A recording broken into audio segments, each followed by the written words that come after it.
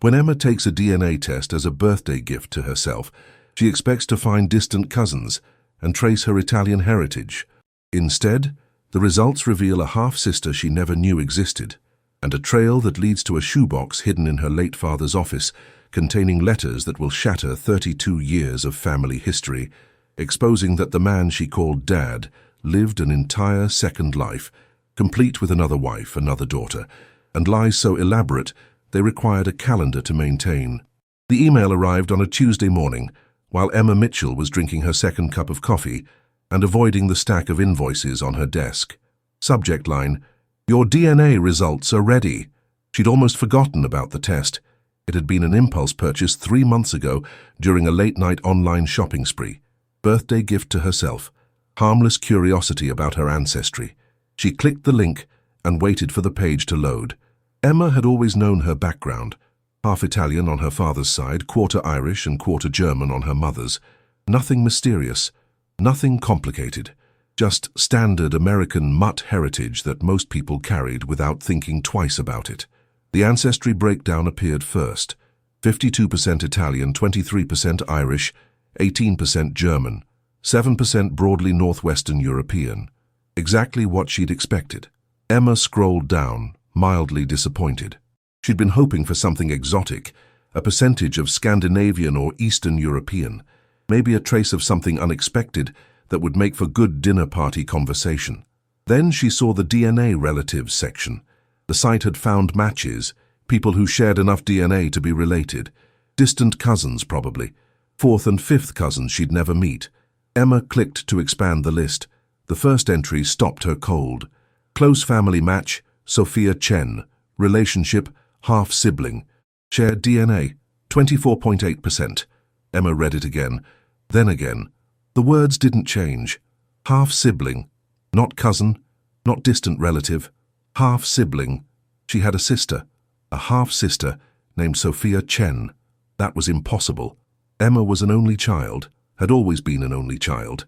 Her parents, David and Margaret Mitchell, had tried for years to have a second baby after Emma was born. Her mother had suffered 3 miscarriages. Eventually, they'd given up.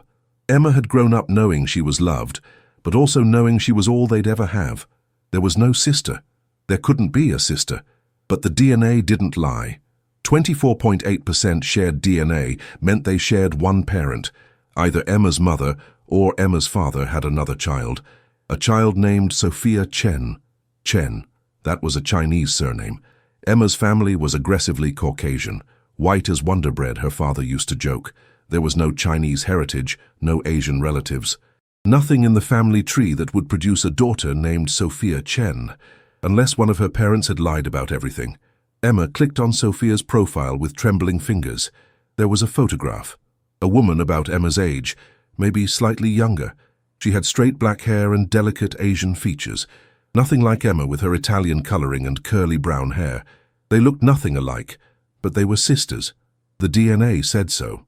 Emma's phone sat on her desk, silent and accusatory.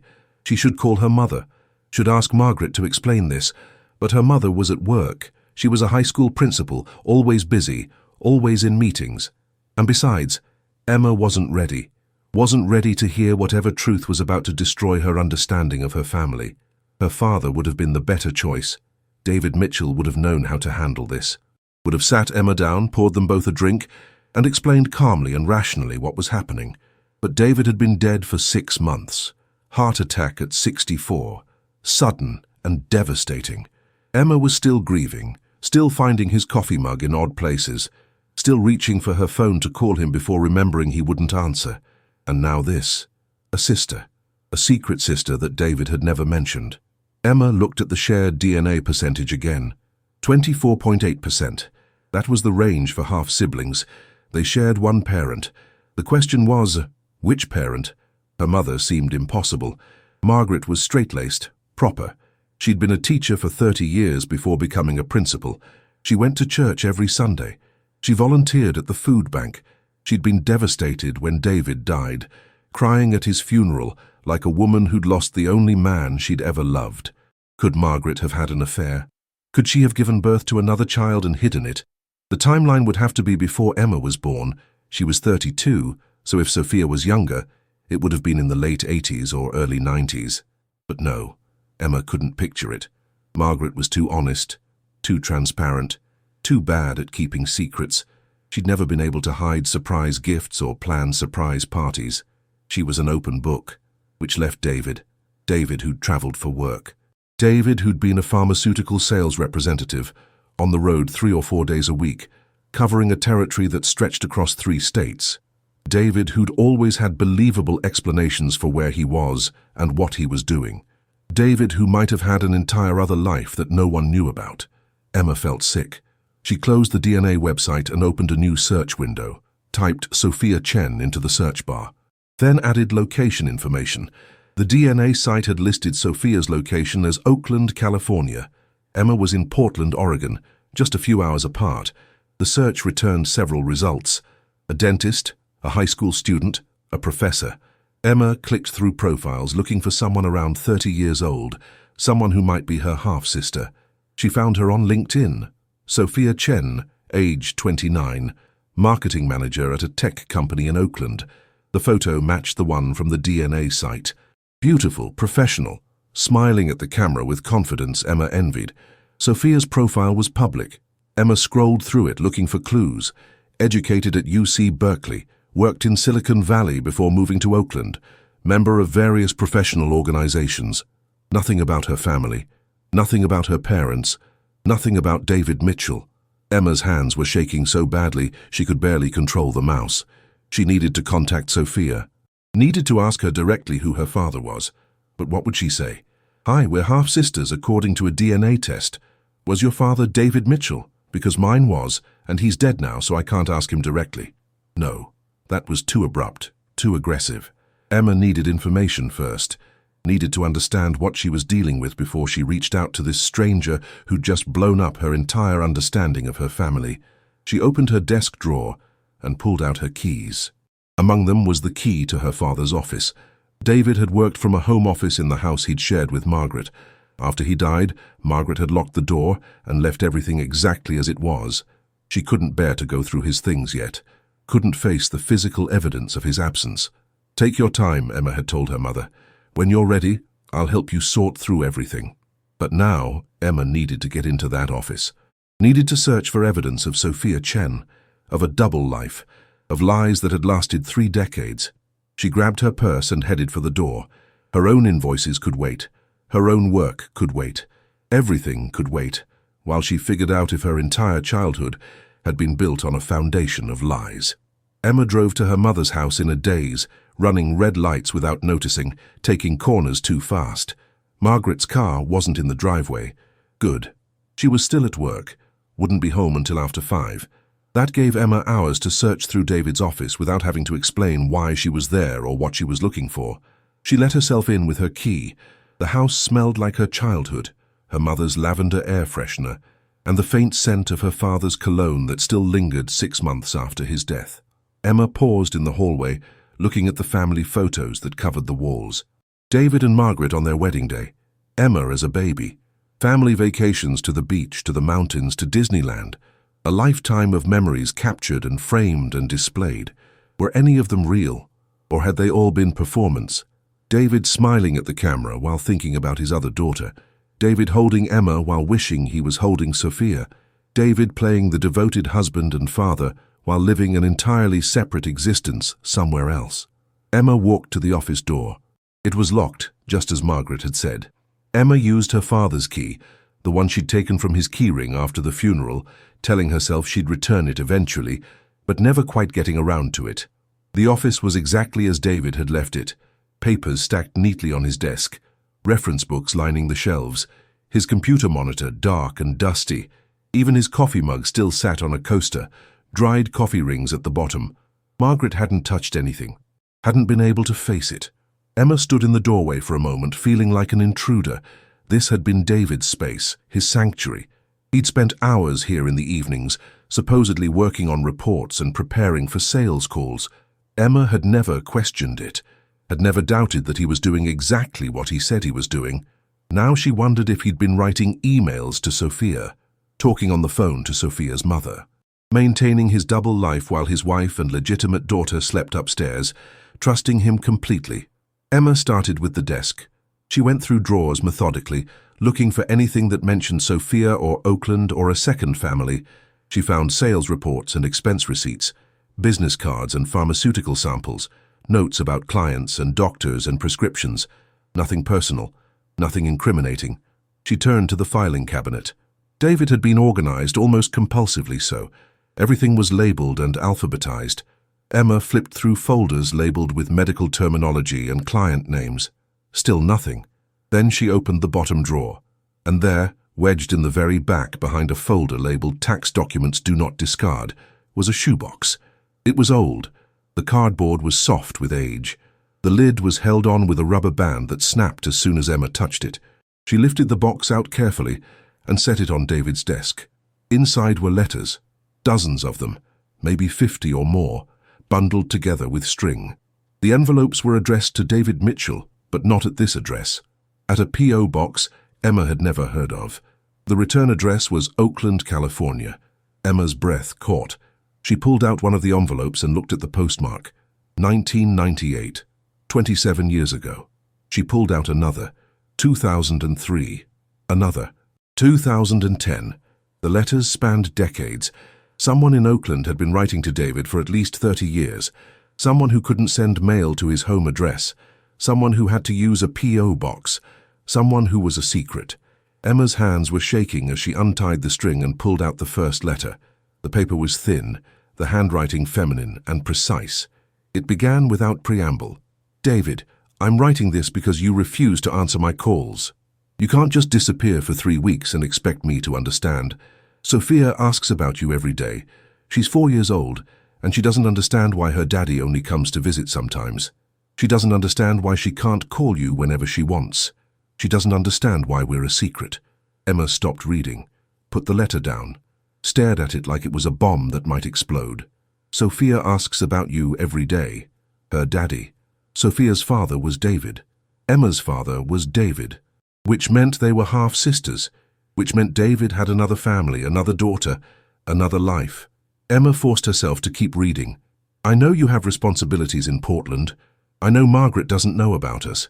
I know you're trying to balance both families, but David, it's killing me. Living like this, pretending we don't exist most of the time, watching Sophia wonder why her father doesn't love her enough to be here all the time. Both families. The words confirmed what Emma had already guessed, but still cut like a knife. David had 2 families, 2 daughters, 2 women who loved him, and he'd kept them separate, kept them secret, maintained the lie for decades. Emma pulled out another letter. This one was more recent, dated 2015. 7 years ago. Emma had been 25, out of college, living in her first apartment. She'd thought her father was proud of her, had no idea he was living a parallel existence with another daughter, who was 22 at the time. David, Sophia graduated from Berkeley last month. She wanted you there so badly. I made excuses again. Told her you were traveling for work, that you'd sent a gift. She's getting tired of the excuses. She's 22 years old and she's starting to ask harder questions about why her father is never around for important moments. How much longer can we keep this up? How much longer? As if the woman writing, Sophia's mother, was complicit. As if she'd agreed to this arrangement. As if she'd accepted being the secret family. Emma pulled out letter after letter, reading fragments of her father's double life. The woman's name was Lin Chen. She'd met David in 1994 when he was on a business trip to San Francisco. She'd been working as a translator for a pharmaceutical company. They'd had an affair. She'd gotten pregnant. And David, instead of leaving Margaret or ending the affair, had kept both. Had convinced Lynn to raise Sophia in Oakland while he maintained his marriage in Portland. Had traveled back and forth, playing husband and father to 2 families, lying to everyone. The letters from Lynn were heart-rending. She loved David desperately. Believed his promises that someday he'd leave Margaret, that someday they could be together openly. She'd waited years, then decades, raising Sophia alone most of the time, accepting David's visits like gifts instead of rights. I know you love Margaret too, one letter said. I've accepted that. I've accepted that I'm not your only love. But David, Sophia needs more than a part-time father. She needs you present. She needs to know she matters. She needs to know she matters. Emma felt tears streaming down her face.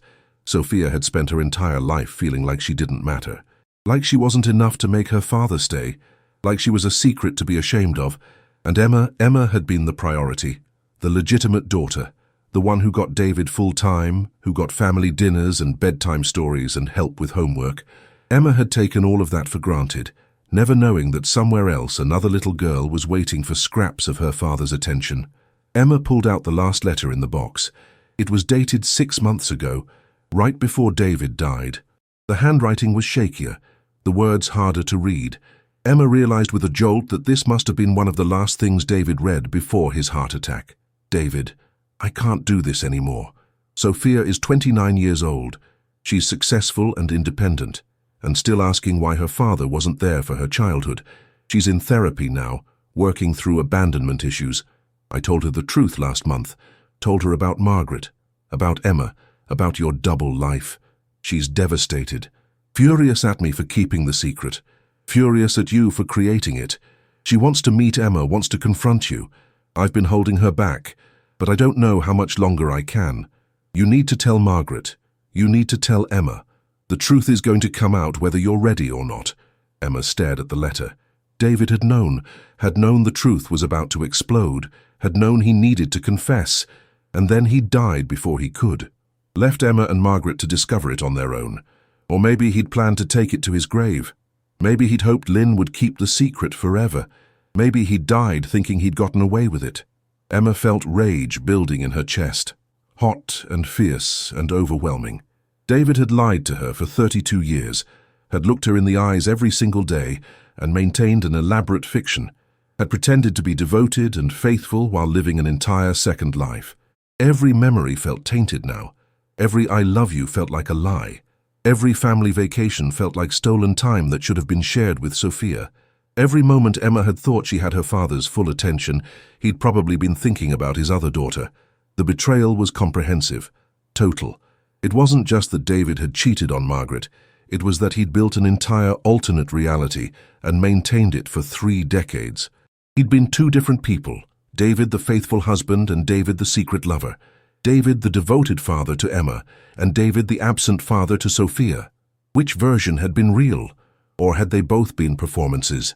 If this story has touched you so far, please leave your like, share in the comments if you've ever discovered a family secret that changed everything, and send this to someone who understands that the truth, no matter how painful, deserves to be known. Sometimes the people we trust most are the ones hiding the biggest lies. Emma sat in her father's office for over an hour, reading and rereading the letters. There were so many of them. 30 years of correspondence. 30 years of Lynn pouring her heart out to a man who couldn't give her what she deserved. 30 years of Sophia growing up without a full-time father. The letters painted a picture of David's elaborate deception. He'd maintained the same travel schedule his entire career, 3 or 4 days a week on the road, but not all of that time had been spent with clients. Some of it had been spent in Oakland with Lynn and Sophia. He'd created an entire system of lies and excuses. Business trips that were actually family visits. Conferences that were actually birthdays and holidays. Lynn's letters mentioned specific dates. Emma pulled out her phone and started checking them against her own memories. The Christmas when David had missed dinner because of a work emergency, he'd been with Sophia. Emma's high school graduation when David had arrived late, he'd been at Sophia's graduation first. Every absence, every late arrival, every business trip, all of it took on new meaning. Emma found a letter from 2007. Sophia would have been 14. Lynn wrote, "Thank you for coming to Sophia's 8th grade promotion. It meant the world to her even though you could only stay for an hour. She wore the necklace you gave her and told everyone her father was a busy businessman. She's learning to make excuses for you, David. I don't know if that's good or bad." Sophia making excuses for David, just like Emma had. Except Emma's excuses had been true. David really had been working. He really had been traveling. Emma had been the priority, the legitimate family. Sophia had been the secret, the inconvenience, the complication. Emma pulled out her laptop and opened her email. She needed to contact Sophia, needed to reach out before she lost her nerve. But what would she say? How did you introduce yourself to a sister who'd been hidden from you your entire life? She started typing, "Dear Sophia, my name is Emma Mitchell. I received DNA results today that indicate we're half-sisters. I've just discovered that my father, our father, David Mitchell, lived a double life. I found letters from your mother in his office. I'm so sorry. I had no idea you existed. Please contact me when you're ready. I'd like to meet you." She read it over 3 times. It felt inadequate, insufficient. How could a few sentences convey the magnitude of what she'd discovered? How could words apologize for decades of privilege while Sophia suffered from neglect? But Emma didn't know what else to say, so she hit send and waited. The response came faster than expected. 10 minutes later, her phone dinged with a new email notification. "Emma, I knew you'd eventually take a DNA test. I've been waiting for this for months. My mother told me about you last year, about David's other family. His real family, she called it. I've been angry for so long, angry at him for abandoning me, angry at my mother for accepting it, angry at you for existing, even though I know that's not fair. We need to talk. Are you available to call? Sophia." Angry at you for existing. The word stung, but Emma understood. Sophia had grown up knowing about Emma, had known there was another daughter who got all the things Sophia wanted. A full-time father, a stable home, legitimacy. Emma had been living the life Sophia should have had. Emma typed back, "Yes, call any time. Here's my number." The phone rang 30 seconds later. Emma stared at it for a moment before answering. This was real. This was happening. She was about to talk to the half-sister she'd never known existed. "Hello? Emma." The voice on the other end was steady but strained. "This is Sophia." "Hi," Emma's voice cracked. I don't know what to say. I just found out about you a few hours ago. I'm still processing." "You found the letters?" It wasn't a question. "Yes, in a shoebox in my father's office. Letters from your mother, dozens of them. She wrote to him constantly, begged him to leave your mother, to choose us. He never did." Sophia's voice was bitter. "He kept us as his secret, his other life, the family he visited when he got bored with his real family. I didn't know, I swear I didn't know. I believe you. You were a kid. How could you have known? But Emma, you had everything. You had him every day. You had family dinners and bedtime stories and help with homework. You had a father who was present. I had excuses and broken promises, and a mother who cried herself to sleep, wondering why she wasn't enough." Emma felt tears streaming down her face. "I'm so sorry. If I'd known, what would you have done? You were a child. This wasn't your fault. It was his, David's. He chose to live this way. He chose to split himself in half and give pieces to both families instead of being whole with either of us." "Were you close? You and David?" Sophia laughed bitterly. "Define close. I saw him maybe once a month, sometimes less. He'd fly in for a weekend, take me to dinner, give me a gift. Then he'd disappear for weeks. My mother would make excuses. He's busy with work. He loves you, but he has responsibilities. I believed her for years. Then I got older and realized the truth. He had another family. I was the side project, the mistake he couldn't quite abandon." "You weren't a mistake," Emma said softly. "That's nice of you to say, but Emma, look at the facts. He married your mother. He lived with your mother. He built a life with your mother. My mother was his mistress. I was his illegitimate daughter. Those aren't nice words, but they're true words." Emma didn't know how to argue with that. Sophia was right. David had chosen Margaret and Emma as his primary family. Lynn and Sophia had been secondary, hidden, secret. "When did you find out about me?" Emma asked. "Last year, my mother finally told me the truth. She'd been protecting David for decades, keeping his secret. But I was in therapy, working through why I had such severe abandonment issues, and my therapist kept pushing about my father. So my mother finally broke down and told me everything. That David was married, that he had another daughter, that I was the product of an affair that had lasted 30 years. How did you react? I destroyed my apartment, literally. Threw things, broke dishes, punched holes in walls. I was so angry. At my mother for lying, at David for using us, at you for existing. Then I did what any reasonable person would do. I took a DNA test and uploaded my results to every genetic genealogy site I could find. I wanted to know if I had other siblings, wanted to understand my genetic history, since my father had hidden half of it from me. Did you try to contact David before he died? Sophia was quiet for a moment. Yes, 6 months ago, right after my mother told me. I called him. He answered like nothing was wrong. I said, "Hi, Dad, it's Sophia. I know about Emma. I know about Margaret. I know everything." He went completely silent. Then he said, "We should talk about this in person." We never got the chance. He died 2 weeks later. Emma's breath caught. "He died right after you confronted him." "His heart attack was 2 weeks after I called. My mother thinks the stress contributed. I don't know if that's true or if she's just trying to make me feel guilty. Either way, he died with his lies intact. Never had to face Margaret. Never had to face you. Never had to explain to anyone why he'd lived this way for 30 years. I'm facing my mother in—" Emma checked her watch. "About 2 hours. She gets home from work at 5. I don't know how I'm going to tell her." "What are you going to tell her?" Sophia asked. "The truth, all of it. She deserves to know who she was actually married to. She'll be devastated." "I know, but I can't keep this secret. I can't be part of the lie the way everyone else was." Emma paused. "Sophia, I want to meet you in person. I want to know my sister." "Sister?" Sophia said the word like she was tasting it. "I've never had a sister. I was an only child my whole life. Now suddenly I have you. How do you feel about that?" "Confused, angry, curious, all of it at once." Sophia sighed. "Emma, I need you to understand something. I'm angry at David. I'm angry at my mother. But I'm not angry at you. You didn't choose this. You didn't know. We're both victims of his deception. Can we meet? Maybe this weekend I could drive to Oakland. Or I could come to Portland. I've always wondered what his other life looked like. What the house he actually lived in looked like. What his real family was like. You'd be welcome. Any time."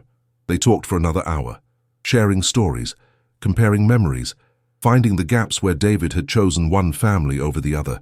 It was painful, but also strangely healing. Neither of them was alone in this anymore. They had each other. When Emma finally hung up, she felt drained but also determined. She had 2 hours before her mother came home. 2 hours to prepare for the conversation that would destroy Margaret's understanding of her 35-year marriage. Emma looked at the shoebox full of letters, evidence of David's betrayal. She couldn't show these to Margaret, couldn't make her read Lynn's desperate pleas and David's broken promises, but she could tell her the truth, could give her the basic facts and let her decide how much more she wanted to know. Emma gathered the letters carefully and put them back in the shoebox. She'd keep them for now. Maybe someday she and Sophia would read through them together, try to understand who David Mitchell really was beneath all the lies. Margaret arrived home at 5:15. Emma was sitting in the living room, the shoebox on the coffee table in front of her. She'd rehearsed what she was going to say a dozen times. None of the versions felt adequate. "Emma?" Margaret looked surprised but pleased to see her daughter. "What a nice surprise. I didn't know you were coming over." "Hi, Mum. We need to talk. It's important."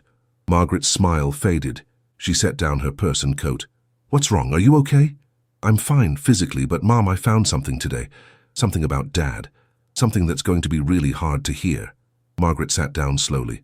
"Found something? Where?" "In Dad's office." "But first," Emma pulled out her phone. "I took a DNA test a few months ago, just for fun. The results came back today. Mom, they found a match. A half-sister. Someone who shares Dad's DNA." Margaret stared at Emma blankly. "That's not possible. Your father didn't have any siblings." "Not his sibling, his daughter. Dad had another daughter. Her name is Sophia. She's 29 years old. She lives in Oakland. And Dad was in her life for her entire childhood." The color drained from Margaret's face. No, that's not. Your father wouldn't." "Mom, I found letters. In Dad's office. Hundreds of them. From a woman named Lynn Chen. She's Sophia's mother. She and Dad had an affair that lasted 30 years. He had 2 families. He traveled back and forth between us.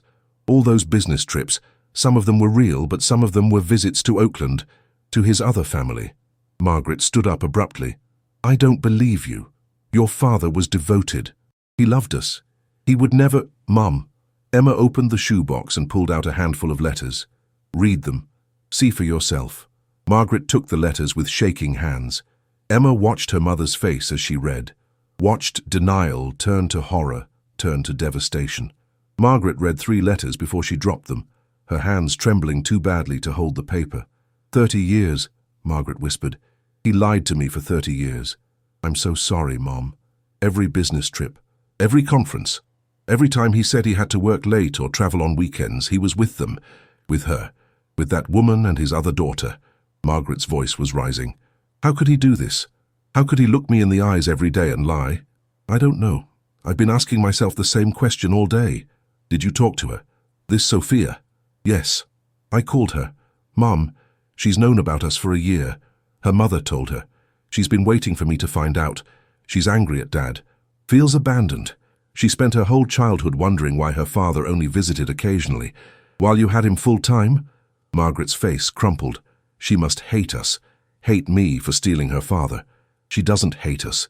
She's angry at Dad, at her mother for keeping the secret, but not at us. We didn't know. Margaret picked up another letter. Read it, then another. Emma watched her mother's world collapse with each page. 35 years of marriage dissolving into lies and betrayal. The man she'd loved and trusted and mourned for 6 months turned out to be a stranger. There's more, Emma said gently. Lynn wrote to Dad last year.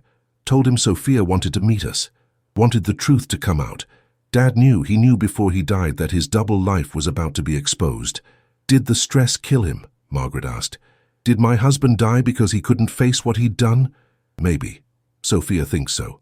But Mom will never know for sure. What we do know is that he lied to all of us. To you, to me, to Lynn, to Sophia. He split himself in half and gave pieces to everyone instead of being whole with anyone. Margaret stood up and walked to the mantel where her wedding photo sat in a silver frame. She picked it up and stared at it. Young David and young Margaret, smiling at the camera on what should have been the happiest day of their lives. Was any of it real? Margaret asked. Did he ever love me? Or was I just convenient? The respectable wife in the respectable house while he had his excitement with his mistress in California? I think he loved you. The letters from Lynn. She talks about how David loved you too, how he couldn't choose between you, how he wanted both families. That's not love. That's selfishness. Margaret threw the picture frame. It shattered against the wall, glass scattering across the hardwood floor. 35 years. We were married 35 years and I never suspected. I never questioned. I believed every lie he told me. How could you have known? He was careful, methodical. He had a P.O. box. He used cash for everything in Oakland so there wouldn't be credit card records. He created an entire system to maintain the lie. I should have known. Margaret was crying now, huge, racking sobs. I was his wife. I should have sensed something. Should have seen signs. Should have questioned why he traveled so much. Why he was always on his phone, why he sometimes seemed distant even when he was home. Emma went to her mother and held her. Let her cry. Let her rage. Let her grieve not just for David's death, but for the marriage that had never been what she thought it was. After a long time, Margaret pulled away. Her face was blotchy and tear-streaked. I want to meet her. Sophia, your sister. I need to see the daughter my husband had with another woman. Are you sure?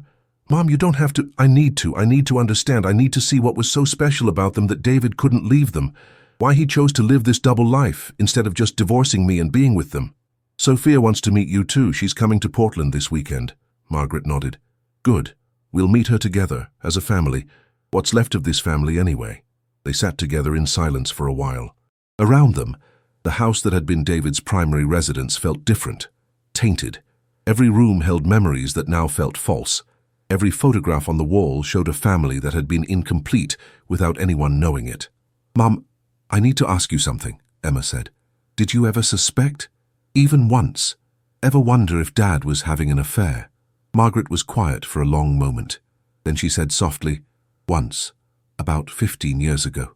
He was on his phone constantly, texting someone. He'd smile at his phone in a way he didn't smile at me anymore. I asked him about it. He said it was a client. A difficult case. I believed him because I wanted to believe him, because the alternative was too painful to consider. It was probably Lynn or Sophia. Probably. Margaret stood up and walked to David's office door. I need to see it. Need to see where he kept his secrets. Emma followed her mother into the office. Margaret looked around at David's carefully organized space. At the desk where he'd written emails to Lynn. At the filing cabinet where he'd hidden the shoebox. At the chair where he'd sat, living his double life. He was so organized, Margaret said.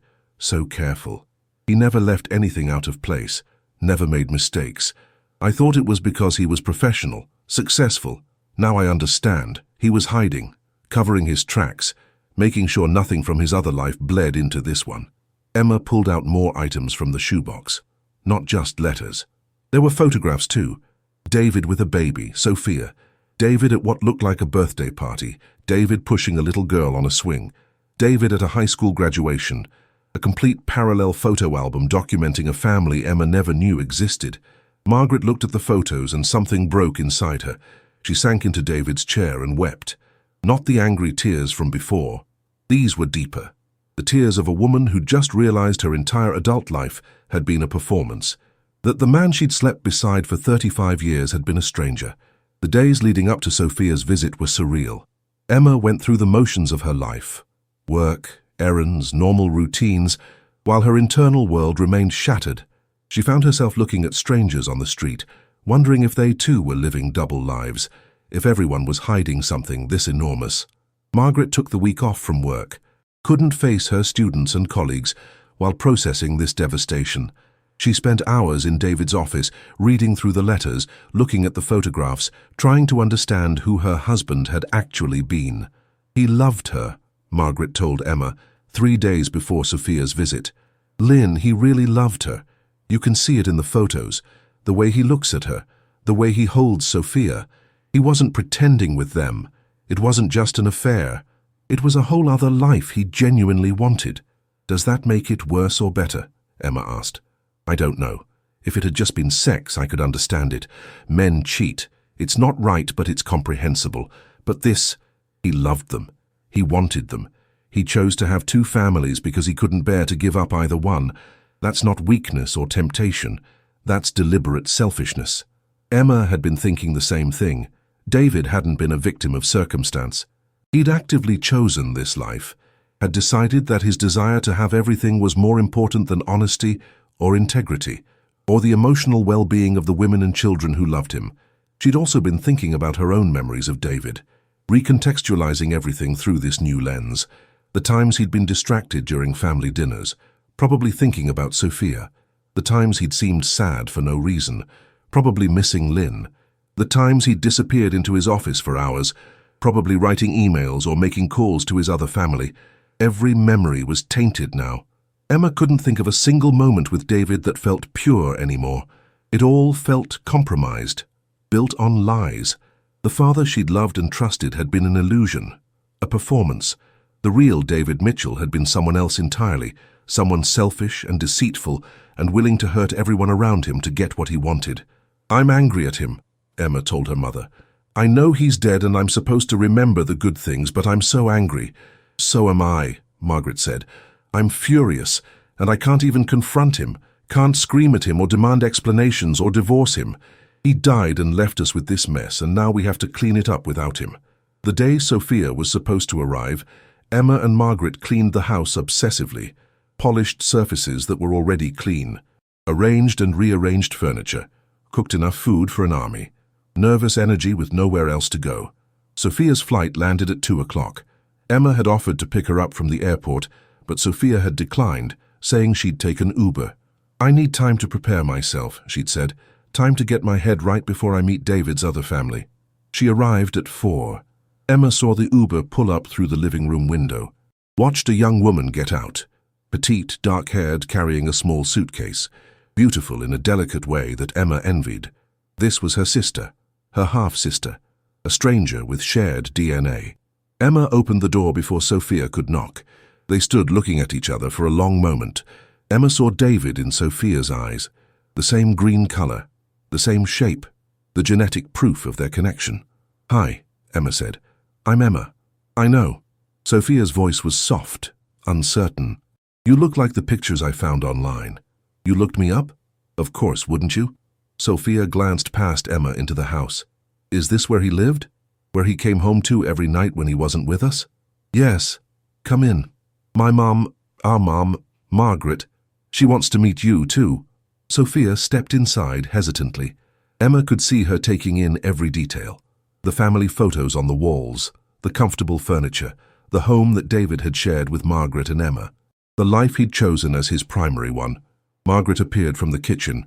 She'd changed clothes 3 times, unable to decide what was appropriate for meeting your dead husband's secret daughter. She'd settled on jeans and a sweater, casual, non-threatening. Sophia. Margaret's voice was steady, but Emma could hear the emotion beneath it. Thank you for coming. Mrs. Mitchell. Sophia set down her suitcase. I'm sorry. I know this is awkward. I know you didn't ask for any of this. Neither did you, neither did any of us except David. Margaret moved closer, studying Sophia's face. You look like him. Your eyes, your smile. You're definitely his daughter. So, I've been told. Sophia's voice had an edge. My mother used to say I was lucky to have his good looks. I didn't feel lucky, I felt abandoned. I understand, and I'm sorry, for what my husband did, for what he put you through. Margaret's voice cracked. I know that doesn't fix anything, but I am genuinely sorry. The three women stood in uncomfortable silence. Emma tried to think of something to say that would break the tension. Couldn't. How did you make small talk with the half-sister you'd just discovered? How did you host the daughter your husband had hidden for 3 decades? Would you like something to drink? Emma finally offered. Coffee? Water? Coffee would be good. Sophia followed them into the kitchen, sat at the table where David had eaten thousands of meals. This is strange, being here. I spent my whole childhood imagining what this house looked like, what your life was like. My mother would never tell me details, said it would only hurt me, but I imagined anyway. What did you imagine? Emma asked, pouring coffee. That you lived in a mansion, that you had everything, that Emma was a spoiled princess who didn't appreciate having a full-time father, that Margaret was a cold, demanding woman who kept David trapped. Sophia looked around the modest kitchen. The reality is different. You're not wealthy. This is just a normal house, a normal family. That makes it worse somehow. Why worse? Margaret asked. Because there's no villain, no evil wife keeping David prisoner, no ungrateful daughter who didn't deserve him. You're just normal people. People who got lied to just like my mother and I did. People who are victims just like us. I wanted someone to blame, someone besides David, but there's no one. The revelation hit Emma then, the first of 2 that would reshape everything. They were all victims. Every woman in David's life had been used and manipulated and lied to. Margaret had thought she had a faithful husband. Lynn had thought she had a man who would eventually leave his wife. Emma had thought she had an honest father. Sophia had thought her father's absence meant he didn't love her enough. All of them wrong. All of them deceived. He was selfish, Margaret said quietly. That's what I've come to understand. David was fundamentally selfish. He wanted 2 families, so he had 2 families. He didn't care who got hurt as long as he got what he wanted. Did you love him? Sophia asked. Really love him? Yes. For 35 years I loved him completely. Trusted him absolutely. Never doubted him. Never suspected. I thought we had a good marriage. Thought he was happy with me. Thought I was enough. Margaret's voice broke. Turns out I was never enough. Neither was your mother. He needed both of us to feel complete. My mother still loves him, Sophia said, even knowing what he did, even knowing he never chose her. She mourned when he died, cried like a widow even though she had no right to. I was so angry at her for that, for still loving the man who'd used her for 30 years. Love doesn't turn off just because you find out someone doesn't deserve it, Margaret said. I still love David too, even knowing everything, even hating him. I still love the man I thought he was. Emma watched her mother and sister talk. Half-sister, she reminded herself, but that distinction felt meaningless now. Sophia was family, connected by DNA and by shared trauma. They were sisters in pain, if nothing else. Sophia stayed the weekend. The 3 women talked for hours, comparing memories, filling in gaps, constructing a timeline of David's double life. It was like assembling a puzzle where half the pieces had been deliberately hidden. They discovered that David had kept a second phone, an entire phone that Margaret never knew existed, used it to call and text Lynn and Sophia, probably destroyed it before he died, or maybe it was still somewhere in his belongings, waiting to be found. They discovered that some of David's business trips had been completely fabricated. He'd fly to Oakland, spend 3 days with Lynn and Sophia, then fly back claiming he'd been in Seattle or Denver or Phoenix. The pharmaceutical company had believed him. Margaret had believed him. Everyone had believed David Mitchell because he was so careful, so detailed, so convincing. Did he ever take you on trips? Emma asked Sophia. Vacations? A few. Always to places far from Portland where no one would recognize us. My mother said it was because he was careful about his reputation. I thought she meant his business reputation. Now I know she meant his family reputation. He couldn't risk running into someone who knew Margaret or you. He took us to Hawaii once, Margaret said. Our 25th anniversary, just the two of us, a second honeymoon. He was so attentive, so romantic. Now I wonder if he was thinking about Lynn the whole time, if he felt guilty for being with me instead of her. He took us to Hawaii too, Sophia said quietly, for my high school graduation, 3 years after your anniversary. Same hotel, probably. Same romantic dinners. Same lies. The second devastating revelation emerged then. David hadn't even bothered to create new experiences. He'd recycled everything. The same vacations, the same restaurants, the same gifts, probably. He'd been so confident in his ability to maintain separation between his two lives that he'd gotten lazy, repeated himself, used the same material for both families. Emma felt sick. Every special moment with David, every birthday dinner, every Christmas morning, every father-daughter dance, had probably been replicated with Sophia. Nothing had been unique. Nothing had been just theirs. David had been playing the same role in 2 different productions, using the same script with different actresses. I need to show you something, Emma said. She went to David's office and retrieved the shoebox, brought it to the living room and spread the contents across the coffee table. Letters, photographs, evidence of a 30-year deception. Sophia looked through the photos slowly. These are the only pictures I have of him and me together. My mother took them, kept them hidden because David was paranoid about leaving evidence. We could never post photos on social media, could never include him in family pictures that anyone else might see. He was our secret. We were his secret. Look at this one, Margaret said, picking up a photo of David and Sophia at what looked like a birthday party. He's wearing the watch I gave him for our 20th anniversary. He wore my gift while celebrating with you. He's wearing the sweater my mother gave him for Christmas that year, Sophia countered, pointing to another photo. He mixed us all together, wore gifts from one family while visiting the other. I bet he didn't even think about it. Just grabbed whatever was clean and went. They found more evidence of David's carelessness. A credit card receipt for flowers delivered to Lynn on the same day he'd bought flowers for Margaret. Restaurant receipts from Oakland on nights he'd told Margaret he was working late. Hotel confirmations for rooms booked during supposed business conferences. He got sloppy toward the end, Emma observed. These last few years, he wasn't as careful. Maybe he thought he'd gotten away with it for so long that no one would ever catch him. Or maybe he wanted to get caught, Sophia suggested. Maybe carrying this lie for 30 years was too exhausting. Maybe he was hoping someone would discover the truth so he wouldn't have to confess. Then he should have confessed, Margaret said sharply. Instead of dying and leaving us to find out like this, instead of putting that burden on us. He was a coward, Sophia said. That's what my therapist says. A coward who couldn't face the consequences of his choices. Easier to maintain the lie until death than to be honest and deal with the fallout. Emma thought about David's final weeks. The heart attack had come suddenly. No warning, no prolonged illness. One moment he'd been fine, the next moment he was gone. Had he been stressing about Sophia's revelation? About Lynn's ultimatum? About the truth finally coming out? Sophia, you said you called him 2 weeks before he died. What did he say? Not much. He was shocked. Kept saying we need to talk about this in person. I told him I was done waiting, done being his secret, that either he told you both the truth or I would. He said he needed time. I gave him 2 weeks. Then he died. The stress might have contributed to the heart attack, Margaret said. His doctor had been warning him about his blood pressure, about stress management. David ignored it, said he was fine, but he must have been terrified. Terrified of losing everything. Terrified of you and Emma hating him. Terrified of me divorcing him. Would you have, Emma asked, if he'd told you the truth? Margaret thought about it. Yes, immediately. I couldn't have stayed with a man who'd lied to me for 30 years, who'd had an entire other family. I would have divorced him and probably never spoken to him again. So he chose death over honesty, Sophia said. Chose to die with his lies intact rather than face the truth.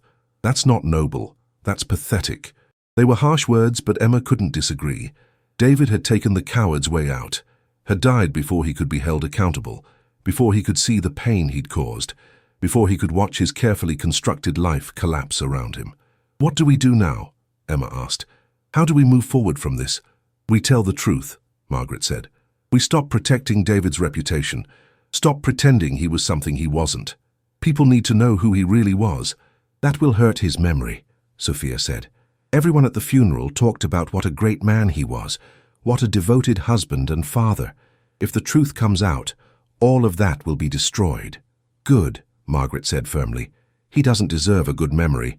He doesn't deserve to be remembered as anything except what he was, a liar who destroyed multiple lives. What about your reputation? Emma asked. Mom, you're a principal. Your standing in the community matters. If people find out about David's affair, let them find out. I have nothing to be ashamed of. I was a faithful wife, a good mother. David was the one who cheated. David was the one who lied. His sins aren't mine. Emma admired her mother's strength. Margaret had been devastated by the revelation, but she was choosing anger over shame, choosing honesty over reputation, refusing to protect the memory of a man who'd betrayed her so completely. I want to meet your mother, Margaret said to Sophia. Lynn, I want to hear her side of this. Want to understand why she accepted this arrangement for 30 years. Are you sure? Sophia looked uncertain. My mother she's complicated. She loved David, but she also resented him. Resented you for having what she wanted. If you meet her, it might not go well. I don't care. I need to understand. Need to see the woman my husband loved enough to maintain a double life for. If this story moved you, if you understand that truth matters more than reputation, please share it, like this video. Comment with your thoughts about secrets, lies, and the courage it takes to expose them. Because sometimes honoring the dead means telling the truth about who they really were, not protecting a false memory. They flew to Oakland 2 weeks later. All three of them, Emma, Margaret, and Sophia. Emma had never imagined she'd be traveling with her mother and newly discovered sister to meet her late father's mistress. Life had become surreal. Lin Chen lived in a modest apartment in a working-class neighborhood. Sophia had called ahead to warn her they were coming. She's nervous, Sophia told them. She's carried this secret for 30 years. Having it exposed is terrifying for her. She should have thought of that before she had an affair with a married man, Margaret said coldly. Mom, ease up. Lynn is a victim too. Dad lied to her just like he lied to you. Did he? Or did she know exactly what she was doing? Did she know he was married and choose to have an affair anyway? Sophia hesitated. She knew, from the beginning. He told her he was married. She had the affair anyway. She thought he'd leave you. He promised he would. He never did. Margaret's face hardened. Then, she's not a victim. She's a homewrecker who spent 30 years as a mistress and never got what she wanted. I'm supposed to feel sorry for that? You're supposed to try to understand it, Emma said. Mom, I know you're angry, but Lynn raised Sophia alone. She loved Dad too. Whatever mistakes she made, she's human, just like us. They arrived at Lynn's apartment at 2 in the afternoon. Sophia knocked. 3 short raps that sounded too loud in the quiet hallway. The door opened immediately, as if Lynn had been waiting right behind it. Emma had imagined Lynn as beautiful, young, seductive, the kind of woman who could steal a husband. But the woman who opened the door was none of those things. She was in her mid-50s, petite and tired-looking, pretty but ordinary. Just a regular woman who'd made a terrible choice 30 years ago and never been able to escape it. Margaret, Lynn's voice was soft, accented. I've wanted to meet you for so long, but not like this, never like this. And yet here we are, Margaret said. Her voice was ice. The wife and the mistress, together at last. Lynn flinched, but stepped aside to let them in. The apartment was small but immaculate. Photos of Sophia covered every surface. Baby pictures, school photos, graduations. A shrine to the daughter Lynn had raised alone, while Emma had David full-time. Would you like tea? Lynn offered. Coffee? I'd like answers, Margaret said. I'd like to know why you destroyed my marriage, why you had an affair with a married man, why you kept that affair going for 30 years. Mom, Sophia said warningly. No, it's okay, Lynn said. She deserves answers. You all do. She sat down carefully, her hands folded in her lap. I met David in 1994. I was 24 years old, working as a translator for a pharmaceutical company. He came to our office for a meeting. He was charming, funny, interested in me in a way American men usually weren't. We went to dinner. He told me he was married but unhappy, said he and his wife had grown apart, that they stayed together for their daughter but didn't love each other anymore. Margaret laughed bitterly. And you believed him? The oldest lie in the book? I was young, naive. I wanted to believe him because I'd fallen in love with him. He promised he'd leave you, said he just needed time. I believed him. For 30 years? You believed him for 30 years? No. After the first few years, I understood he was never going to leave, but by then I was pregnant. Had Sophia. Couldn't bear to give David up completely, so I accepted what he offered, part of him instead of all of him. I told myself that something was better than nothing. How noble, Margaret said sarcastically. You destroyed my marriage for something. I didn't destroy your marriage. David destroyed your marriage. I was just the tool he used to do it. The two women stared at each other, decades of pain and resentment crystallizing in one moment. The wife who'd been betrayed and the mistress who'd been used, both of them victims of the same man's selfishness. Did you love him? Margaret finally asked. Yes, every day, even when I hated him for not choosing me, even when I resented you for having what I wanted. I loved David completely, stupidly, for my entire adult life. So did I. For 35 years I loved him, trusted him, believed every lie he told me. Margaret's voice broke. And now he's dead, and I can't even hate him properly because part of me still loves the man I thought he was. I understand, Lynn said softly. I feel the same way, angry and heartbroken, and still in love with a memory that wasn't real. Emma watched her mother and Lynn, two women who should have been enemies finding common ground in shared pain. Both of them deceived, both of them used, both of them still grieving a man who didn't deserve their grief. Why did you tell Sophia the truth? Emma asked Lynn. Last year, after keeping it secret for so long, because she was in therapy, working through abandonment issues.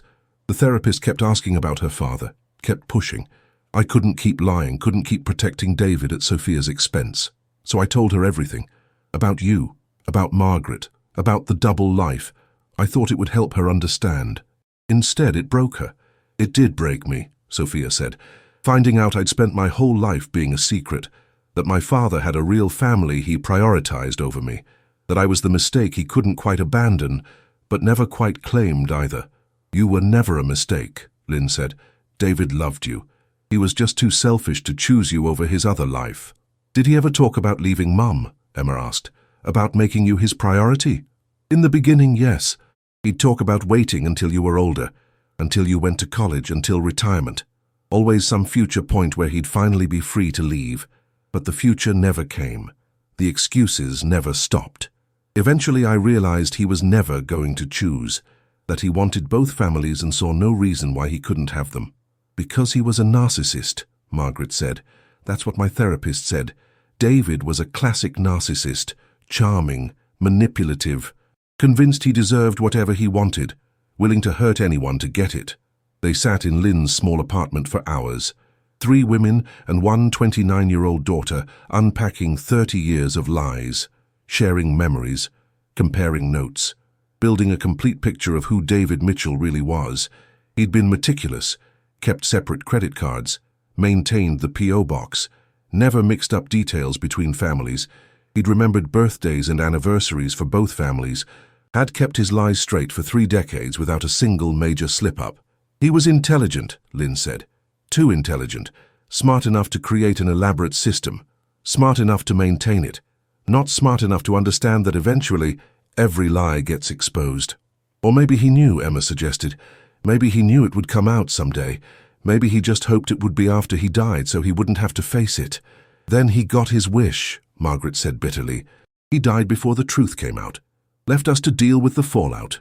As the sun set over Oakland, the 4 women sat together in the growing darkness. Not friends, not quite family, but connected by their shared pain, by the man who'd hurt them all, by the lies that had shaped their lives. What do we do now? Sophia asked. How do we move forward? We tell the truth, Margaret said. We expose what David did. We stop protecting his memory. People will judge us, Lynn said. Judge me for being a mistress. Judge you for not knowing.